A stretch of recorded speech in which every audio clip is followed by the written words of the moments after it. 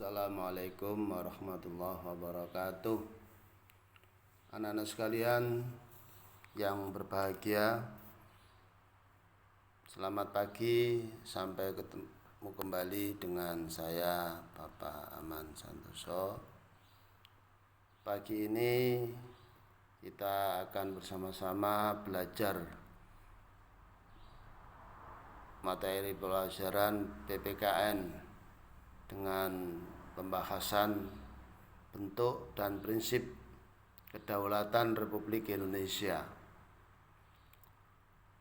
Tujuan pembelajaran pada kali ini adalah agar siswa mampu menjelaskan bentuk kedaulatan yang dianut oleh negara Indonesia. Kedua, siswa mampu mengidentifikasi prinsip-prinsip kedaulatan negara kesatuan Republik Indonesia. Yang ketiga, siswa mampu menjelaskan hubungan antara prinsip kedaulatan dengan makna demokrasi. Yang keempat, siswa mampu menjelaskan makna demokrasi Pancasila. Yang kelima, siswa mampu membandingkan antara ciri demokrasi Pancasila dengan demokrasi liberal dan sosialis. Yang keenam, siswa mampu menjelaskan asas-asas pemilu di Indonesia. Baiklah anak-anak yang hebat, sebelum kita mengawali pembelajaran kita, marilah kita berdoa sesuai dengan agama kita. Marilah kita berdoa dengan membacakan surat Al-Fatihah. Al-Fatihah.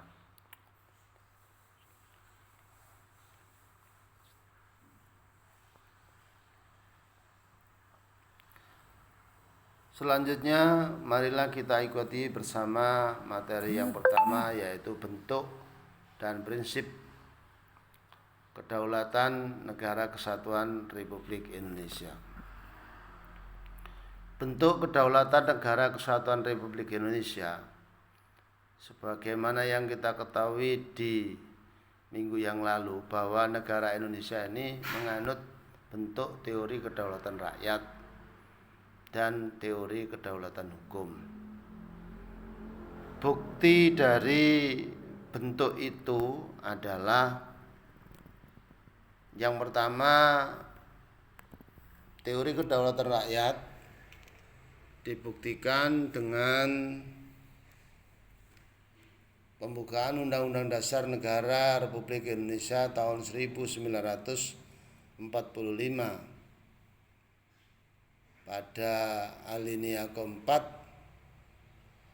disebutkan bahwa maka disusunlah kemerdekaan kebangsaan Indonesia itu dalam suatu undang-undang dasar negara Indonesia yang terbentuk dalam suatu susunan negara Republik Indonesia yang berkedaulatan rakyat dengan berdasar pada dan seterusnya.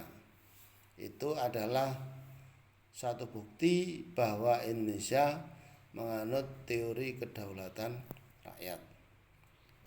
Ada lagi pada pasal 1 ayat 2 Undang-Undang Dasar 1945 menegaskan bahwa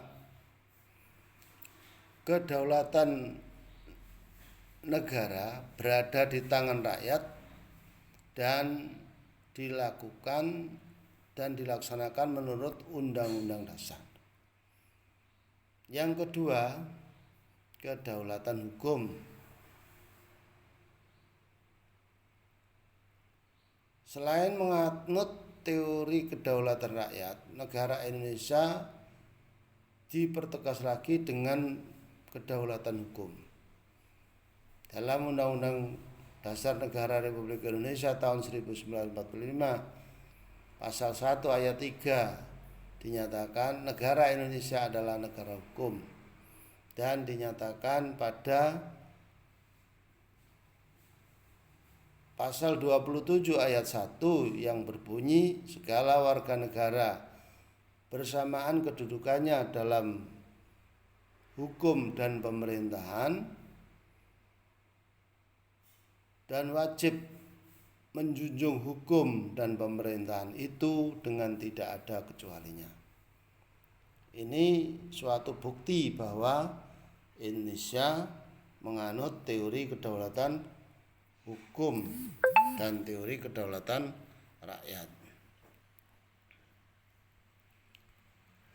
Adapun prinsip-prinsip kedaulatan Negara Kesatuan Republik Indonesia adalah sebagai berikut. Yang pertama, negara Indonesia adalah negara kesatuan yang berbentuk republik. Yang kedua, kedaulatan berada di tangan rakyat dan dilaksanakan menurut Undang-Undang Dasar. Yang ketiga, Indonesia adalah negara hukum. Yang keempat, Presiden tidak dapat membekukan atau membubarkan Dewan Perwakilan Rakyat. Yang kelima, menteri-menteri diangkat dan diberhentikan oleh Presiden. Yang keenam, MPR hanya dapat memberhentikan Presiden dan atau Wakil Presiden dalam masa jabatannya menurut Undang-Undang Dasar. Itu adalah prinsip-prinsip kedaulatan Negara Kesatuan Republik Indonesia.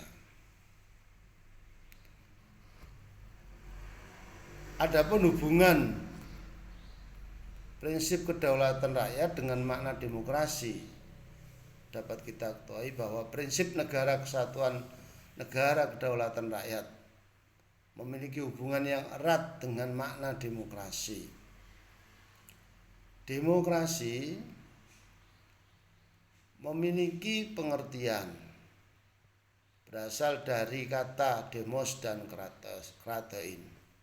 Demos artinya rakyat dan kratein berarti pemerintahan. Secara harfiah, demokrasi memiliki pengertian pemerintah rakyat. Abraham Lincoln mengartikan demokrasi sebagai pemerintahan dari rakyat, oleh rakyat, dan untuk rakyat. Jadi dalam negara demokrasi, rakyat yang memiliki kekuasaan untuk mengatur pemerintahan atau kekuasaan yang ada di tangan rakyat. Hal ini sejalan dengan makna kedaulatan rakyat. Syarat negara demokrasi yang berdasarkan hukum atau rule of law. Meriam Budiharjo mengemukakan sejumlah syarat dasar untuk terselenggaranya pemerintahan yang demokratis di bawah rule of law sebagai berikut. Yang pertama, adanya perlindungan konstitusional. Yang kedua, adanya badan kehakiman yang bebas dan tidak memihak. Yang ketiga, pemilihan umum yang bebas. Yang keempat, kebebasan untuk menyatakan pendapat. Yang kelima, kebebasan untuk berserikat, berorganisasi, dan beroposisi. Sedangkan yang keenam adalah pendidikan, adanya pendidikan kewarganegaraan. Nah, anak-anak sekalian, Indonesia menganut demokrasi Pancasila. Demokrasi Pancasila itu apa? Demokrasi Pancasila itu memiliki makna, yaitu demokrasi yang dijiwai oleh nilai-nilai Pancasila sebagai satu kesatuan. Demokrasi Pancasila yang dijiwai oleh nilai ketuhanan yang Maha Esa, kemanusiaan yang adil dan beradab, persatuan Indonesia, kerakyatan yang dipimpin oleh hikmat kebijaksanaan dalam permusyawaratan perwakilan, serta keadilan sosial bagi seluruh rakyat Indonesia. Demokrasi Pancasila merupakan demokrasi yang sesuai dengan bangsa Indonesia karena bersumber pada tata nilai sosial budaya bangsa yang sudah melekat dalam kehidupan masyarakat sejak dahulu.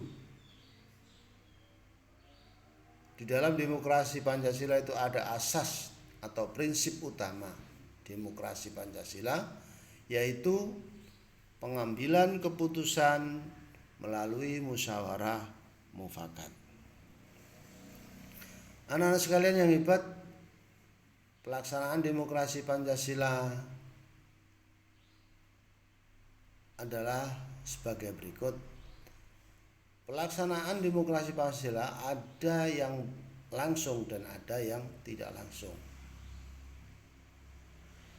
Sebagai contoh, pelaksanaan demokrasi Pancasila yang langsung adalah pemilihan umum, memilih DPR, DPRD, DPD, pemilihan umum presiden dan wakil presiden, bupati, kepala daerah, dan gubernur yang dilaksanakan secara langsung, di mana rakyat langsung datang ke sebuah TPS untuk memilih wakil-wakil rakyat dan pemimpin-pemimpin bangsa, mulai dari bupati, gubernur, sampai dengan presiden dan wakil presiden.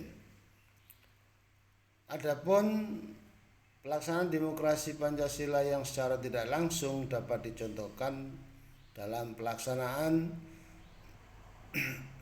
persidangan anggota DPR, DPD, DPRD dalam memutuskan peraturan perundang-undangan.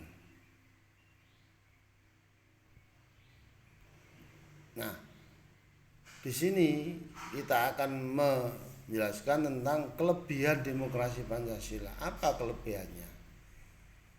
Demokrasi Pancasila itu keunggulannya adanya penghargaan terhadap hak asasi manusia dan hak minoritas. Yang kedua, demokrasi Pancasila tidak mengenal dominasi mayoritas ataupun tirani minoritas. Yang ketiga, keputusan dalam demokrasi Pancasila mengutamakan kepentingan seluruh masyarakat bangsa dan negara. Dan yang keempat, demokrasi Pancasila itu kelompok minoritas meskipun mayoritas memiliki kedudukan yang sama dalam demokrasi Pancasila. Jadi demokrasi Pancasila itu kelompok minoritas maupun kelompok mayoritas memiliki kedudukan yang sama. Bagaimana dengan perbandingan demokrasi Pancasila dengan demokrasi liberal dan demokrasi sosial? Dapat kita lihat bahwa demokrasi Pancasila itu mengutamakan kepentingan bangsa dan negara di atas kepentingan pribadi atau golongan dan mengakui hak milik perorangan. Keputusan diambil dengan musyawarah mufakat. Agama merupakan bagian yang tidak terpisahkan dari kehidupan bernegara. Tidak dikenalnya diktator mayoritas dan tirani minoritas.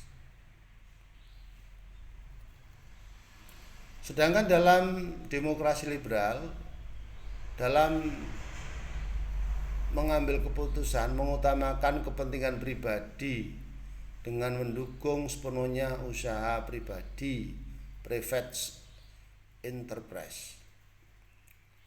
Keputusan diambil dengan suara terbanyak 50+1 yang memenangkan sebuah hasil keputusan. memisahkan urusan agama dengan kehidupan negara, sekuler.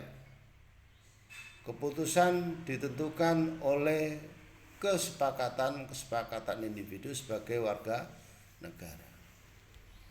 Adapun demokrasi sosialis mengutamakan kepentingan bersama dengan mengabaikan kepentingan pribadi. Keputusan diambil berdasarkan kehendak mayoritas, tidak mengenal agama karena tidak mengakui adanya Tuhan yang Maha Esa.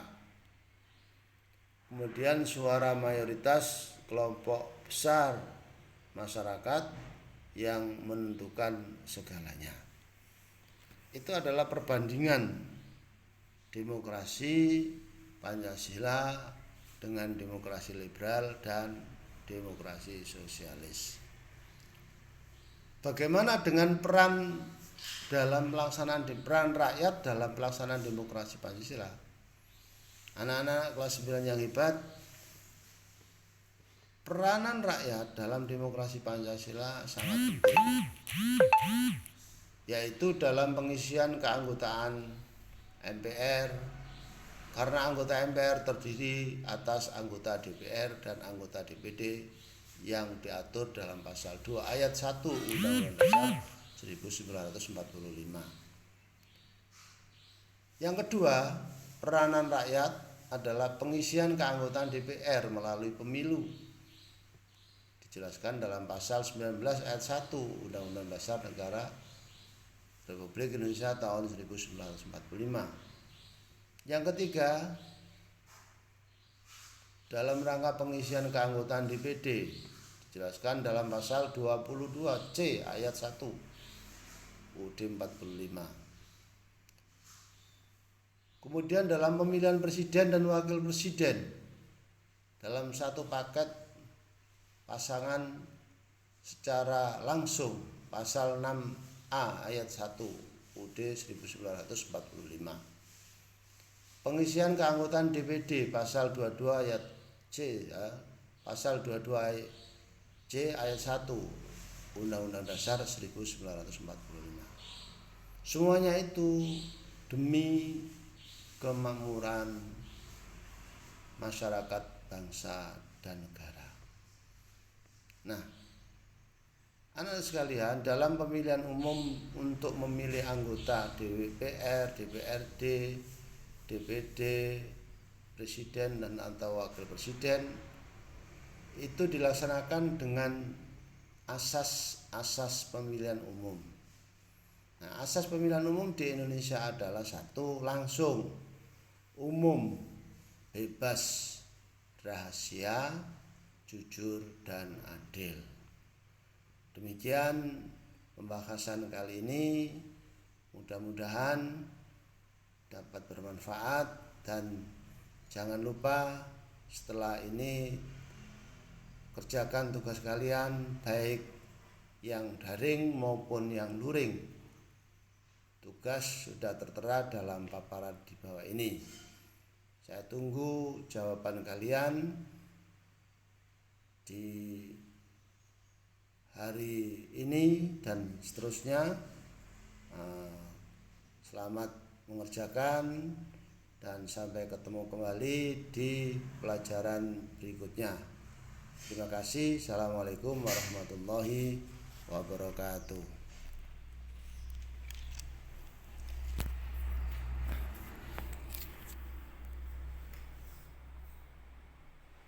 19 menit.